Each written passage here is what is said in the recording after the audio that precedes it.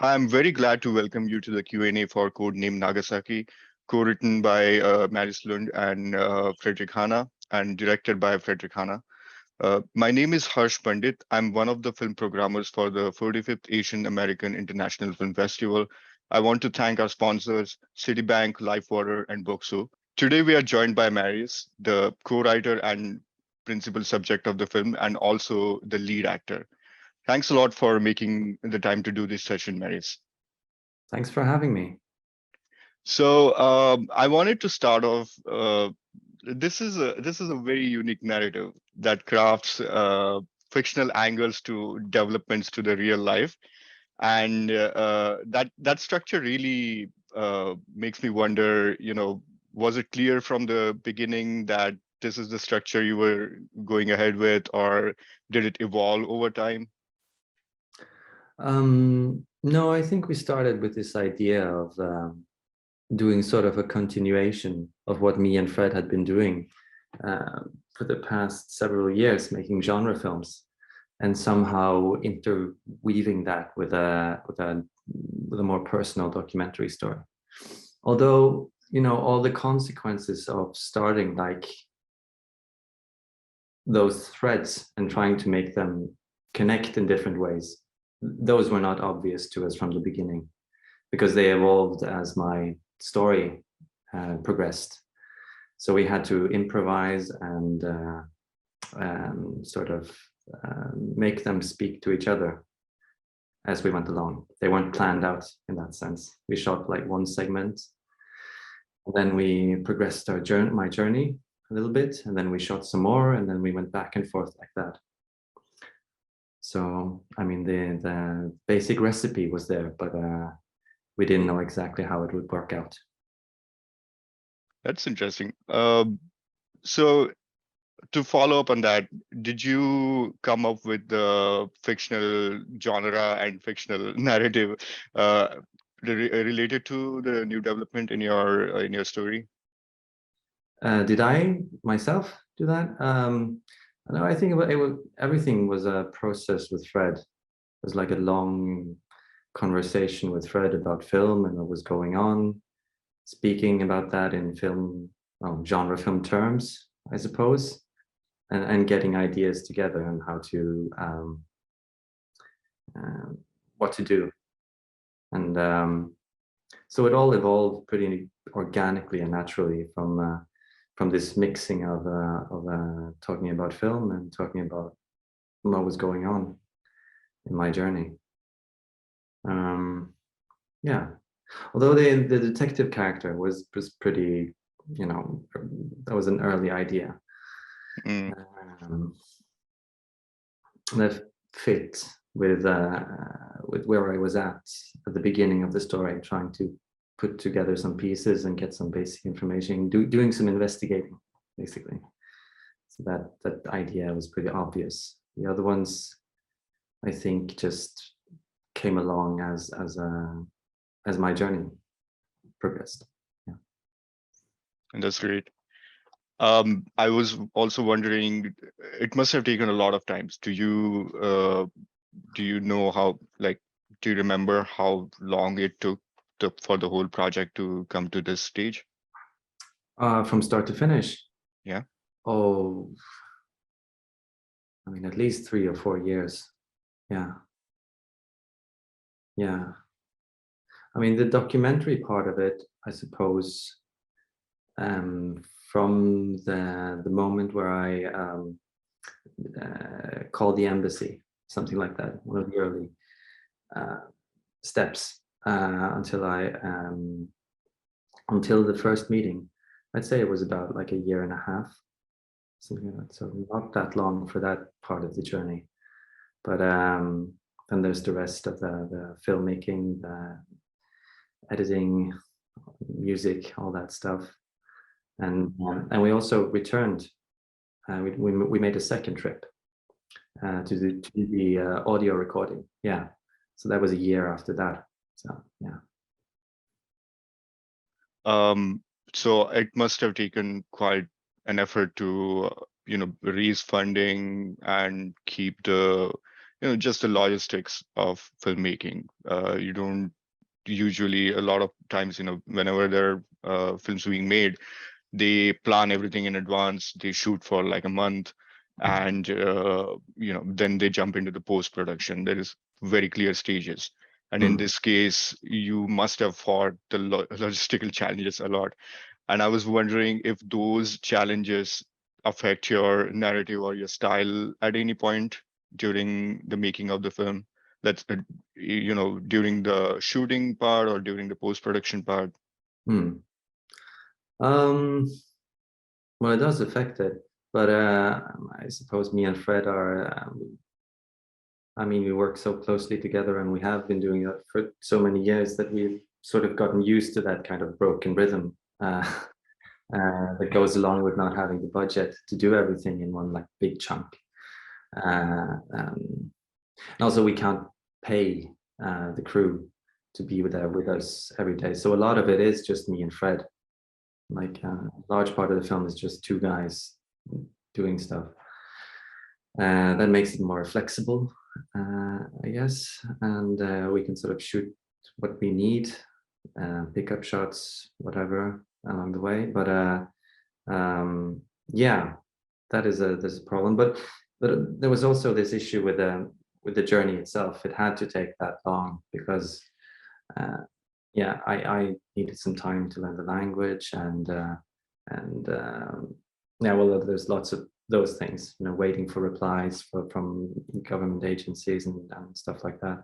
So it just meant we took breaks and picked up once we were ready. Yeah.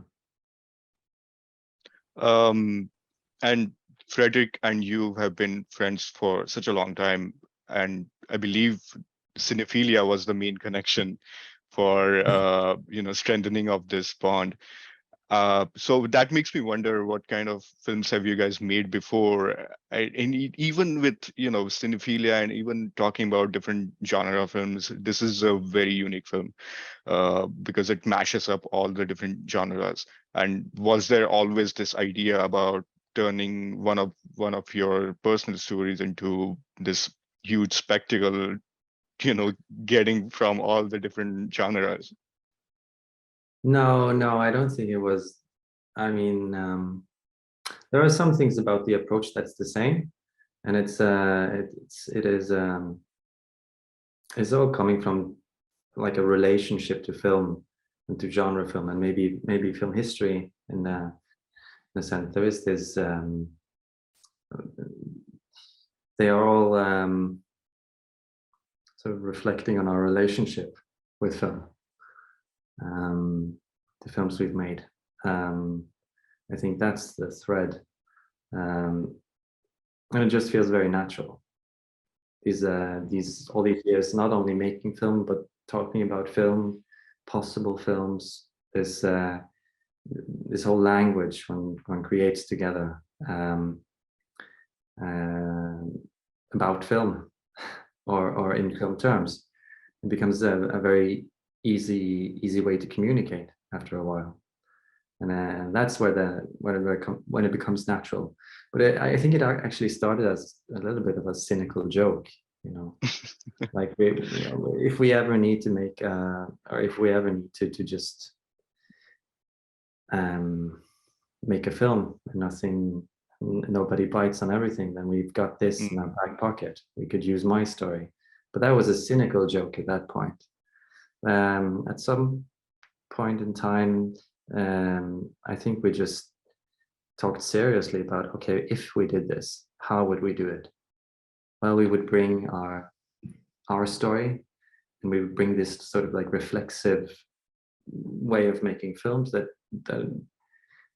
carried our voices and hopefully our voices without too much interference, sort of like do-it-yourself style, and we'd go on this journey together.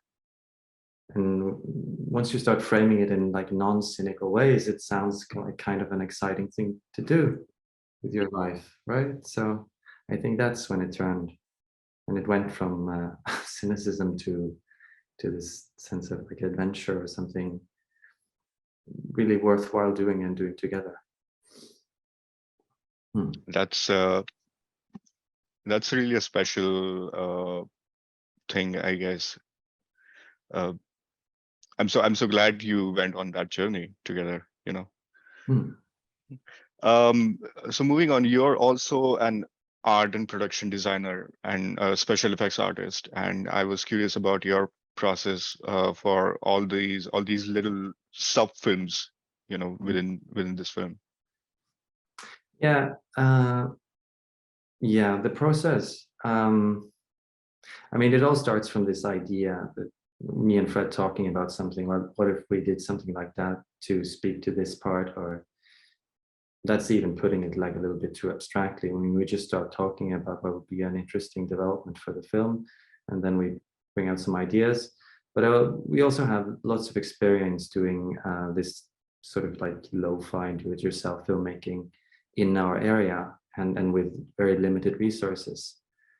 So we that's already framing it a little bit. What can we do given these sort of what we have around us, and just transform that and try to put that into maybe like an interesting genre frame. And no, I guess it is a lot of experience doing exactly that, which makes ideas flow easily, and the execution of ideas also flow pretty easily. And it keeps with this idea of having this reflexive do-it-yourself atmosphere throughout the whole film. Like, so the audience or the viewer should know that it's mostly me and Fred talking, planning, getting an idea and executing that idea pretty quickly. Like it's not too labored, or it's not too it's pretty spontaneous in a way. And we also have I guess we both have a sort of love for some of the more craft aspects of filmmaking. So we really like trying our hands at like animation or special effects, and or doing special effects ourselves and stuff like that. Yeah. Could you take us through the process of editing and post-production? A little bit. I mean, Fred would be the guy to ask about those things, but we did go through a pretty lengthy editing process with this film, and we also went through a process without knowing we would get my mother's participation in the end, because she is a participant in this film as well. So that wasn't all that clear to us when we started editing the film to finish it. It was sort of like it's a great thing that happened, that she wanted to participate in the way that she did. That also necessitated that we get we needed some footage to go along with that, and that's where the animation came from. So that sort of changed after we had like the basic rough of it. Yeah. Other than that, I don't know if I can say too much. Sorry. Oh yeah, definitely. Always modeling and shaping the film as we go along and looking at it, and asking ourselves. Yeah, because there is such a linear path, sort of. It's quite easy to imagine just a straight linear path, and I'm glad that we chose to take some loops, sort of like reflection loops at the end, and did a little bit with it at the end, to make it to not be just like a journey to the journey to Japan and that's it. I'm glad we added in that extra stuff, or had opportunity to do that extra stuff. That was pretty good. It also, whenever it would be a good opportunity for us to talk about the development of the fictional narratives. Yeah. Just watch the film wherever it is at the moment, and then just talk afterwards. It's a good productive way of doing it. Yeah. Now next question. I'm like I feel sorry. I'm trained as an actor myself in method and Stanislavski and everything, and even then I still don't know how to ask this question. But let me try. How was your approach to all these different characters? That all these different roles that you take up throughout the film, especially since you're also designing the world around these characters, and a lot of it is still you. So how, if you could elaborate on that. Yeah, it's a bit tricky because it's kind of not acting in a sense. It feels more like play, if that makes sense. Because that's the idea. I think it would be rather strange if I was trying to create some sort of artificial backstory or anything like I can't put too much artifice in it. I think, or it wouldn't work as what it's supposed to be. More of like a cinematic play between me and Fred. Creating the scene and just trying to inhabit it and do and act out or play at whatever the scene asks for, but not treating it as it's difficult to find the words to describe that distinction, but I don't know. Maybe it's just play. Yeah. Okay. Yeah. I guess having Fredrik as someone behind the camera makes it a lot easier and comfortable. I was curious about your relationship on the set and off the set. Is there a difference, or what kind of did you guys discuss over, acting along with all these different logistics of the filmmaking? Well, as far as the logistics is concerned, I mean, we're we have a workflow pretty ironed out between me and Fred and the rest of the guys as well, like the core crew. So that all runs pretty smoothly. It is a little bit different whenever he's, I suppose, documenting me. That's a little bit of a different relationship. But no, I think that, well, I think it really, you said that about like being secure.